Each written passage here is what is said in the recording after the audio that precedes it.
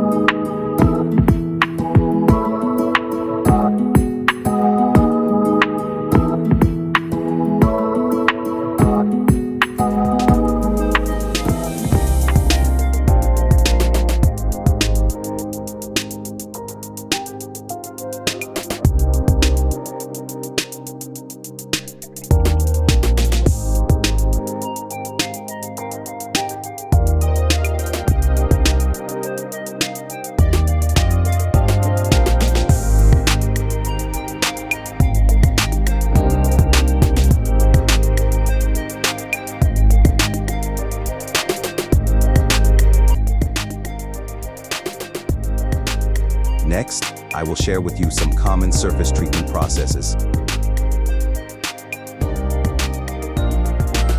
Heat treatment is a method of improving the microstructure and mechanical properties of an alloy by controlling its heating or cooling process within a certain temperature range.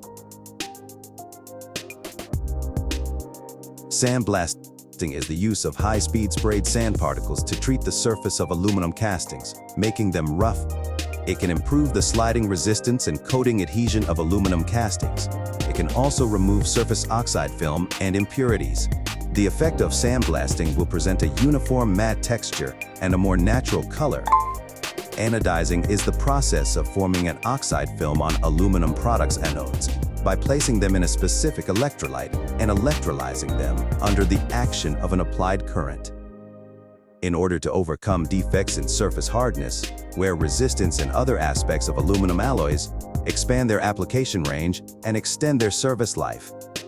Surface treatment technology has become an indispensable part of the use of aluminum alloys, and anodizing technology is the most widely used and successful.